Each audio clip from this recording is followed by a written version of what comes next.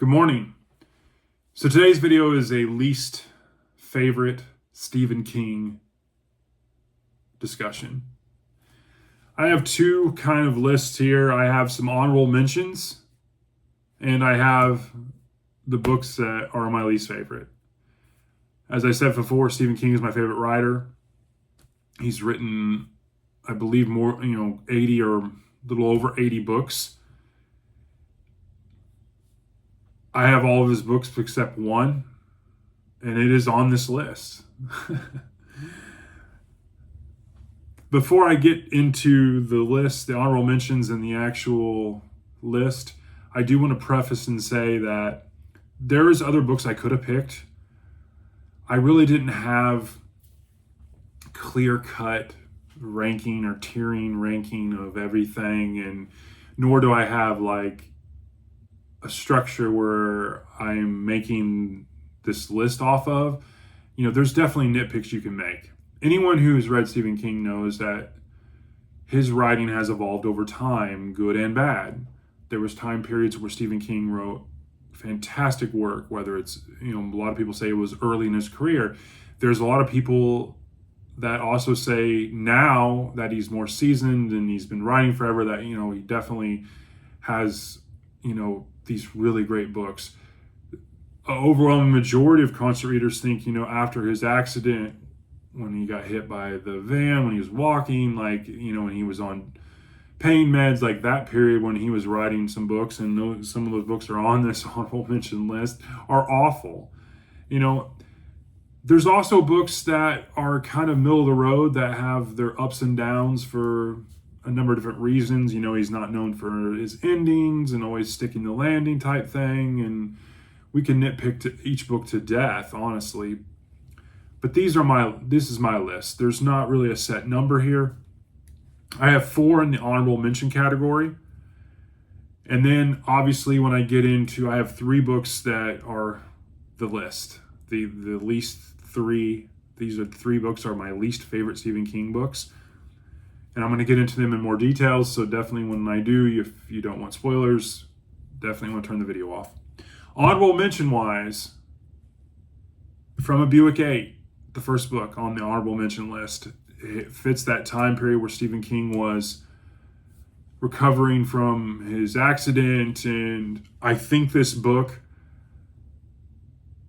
From a Buick 8 is a really good story. It has a really good premise. I think all of the books on this honorable mention list have good premises. It's a great idea. It just fails to execute. From a Buick 8 has, it should be my jam. It's a story within a story. It has that element of you're listening to someone just sit down and you're, having a cup of coffee and they're telling a story, and it should be great. It is everything that Stephen King is really good of.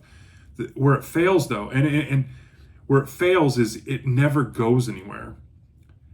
He has this really good story. You get the backstory. It's a story within a story. You have the car, this Buick 8 sitting in this state police shed. It's a portal. Strange things start happening. It's got that supernatural element, which is vintage King, and it goes nowhere. And I hate that. The next book is Cell. Cell is kind of the same thing. The first 50 pages, it was great. This premise, zombies through the cell phones, mayhem, what are we going to do? Dystopian, survival, the world's ending, and it goes nowhere. The next honorable mention is probably controversial to some people, because this is one of the stories that usually is on people's top 10, top 15, 20 lists of Stephen King, and it's Carrie. Definitely have a supernatural element. It's really more of a relationship with the mother and, how she's dealing with, being bullied and fitting in and being part of the popular, and something bad happens and the release of these powers and mayhem, and there's definitely an emotional, mental look into this person, and it's it's just a dud for me. Like it was until the very end, I was just very bored, you know. Lastly, on the honorable mention, the fourth book, The Colorado Kid. It's one of the 3 hard case crime books he's written. It's a complete dud in my opinion. You know, you have these 2 guys talking about this murder from back when to this young girl. I believe her name is Stephanie. And they have these theories and they think, oh, this person is, you know, they dub him the Colorado Kid, this John Doe, and it just goes nowhere. Which is kind of the common theme with these, is that it's not engrossing. It doesn't really grab your attention, and you know, these 4 books were struggles to get through, but I did get through them, obviously. But that's my honorable mention category. So my top 3 Stephen King books that I just did not like for a myriad of reasons, and we're going to get into this. So if you don't want spoilers, you probably should turn off now. But the first book, The Girl Who Loved Tom Gordon.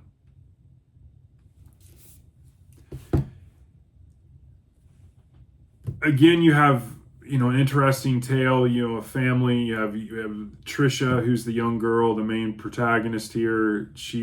They're out hiking in Maine. I believe she goes to use the restroom or something, you know, with her brother and her mom. And the next thing you know, she's lost. And she has her, you know, baseball cap. The reason why this story is called The Girl Who Loved Tom Gordon is basically she loved the baseball player Tom Gordon. And so she has her Walkman at the time when she's using the restroom, doesn't hear, you know, if I remember correctly, and I've never reread the book since I read it years ago, she doesn't hear them say something, she gets lost, and next thing you know, she starts hallucinating. She's got pneumonia. Days go by. They're looking for her. It does it does catch your attention when she starts hallucinating. You know, she's 9 years old, so the point of view is definitely domed down in terms of her mental state. But it's not as eerie and scary as it could have been. You know, there's this whole thing where when she's hallucinating that there's this bear. And you think, okay, now we've got a conflict that's going to solidify why this is a good Stephen King story. And then it doesn't really go there. She wakes up in the hospital and, you know, it kind of ends abruptly. I mean, yeah. Next, Elevation by Stephen King. This is kind of a novella. Back to The Girl Who Loved Tom Gordon. It's a short book. This one's really short. A lot of people think The Elevation was a cash grab for King, or, you know, he tends to release books, once a year, and this was just to get something out. This really, Elevation,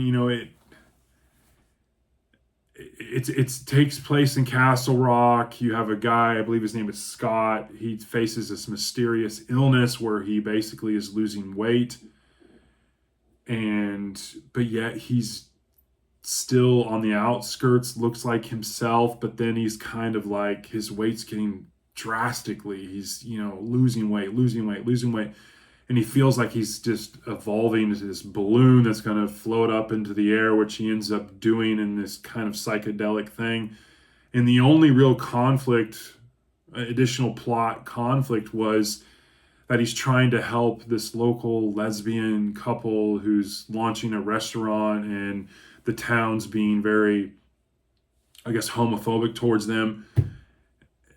That's the only other conflict, and it's not really that great interesting, that friendship and dynamic there. And again, it's really short, and I really like Stephen King's short stuff because I think that's where he can really shine, but this is complete utter garbage.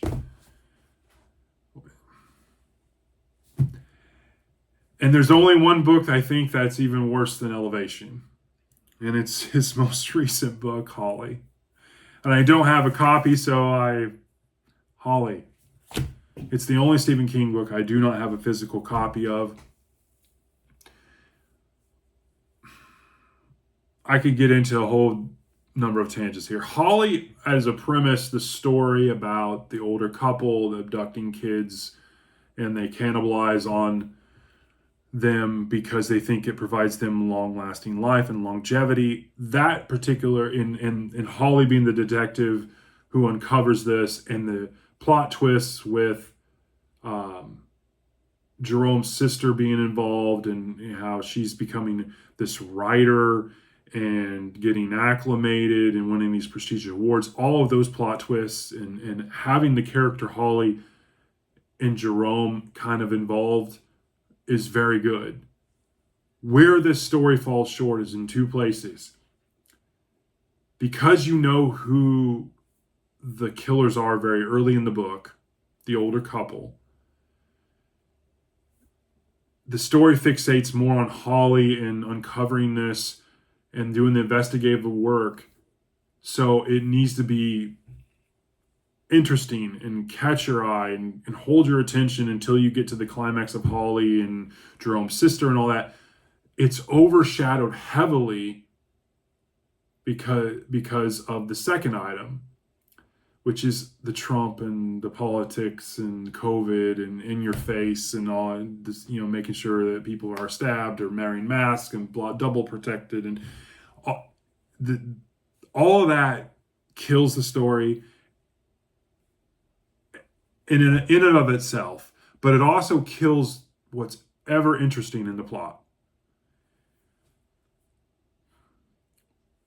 What makes this very hard to stomach for me is Holly is such a fascinating character. If you read her in the Mr. Mercedes trilogy, if you read her in The Outsider and the novella and If It Bleeds, those are really good. And Holly is a great character that most constant readers of Stephen King are glad that he was going to write a dedicated book. But when he did, he could not help himself to implant anti-Trump, masks, COVID vaccines over and over and over and over and over, and so handedly that it destroyed the story. And it scarred that character. So, yeah, that's my take on those three books. Holly, Elevation, and The Girl Who Loved Tom Gordon are definitely my least favorite Stephen King books. I know this has been a longer video. I definitely like to do this type of stuff in addition to the weekly reviews and the book, or weekly wrap-ups and the book reviews. And then I've been doing some bookshelf touring and some other type of one-off videos. So if you like this content, please give me a like, subscribe. If you would like other content, please drop me a comment. I'm interested. I'm doing this because I like books. I like to work on my speaking, and I find it enjoyable as a hobby. So hope you're having a great day. Take care.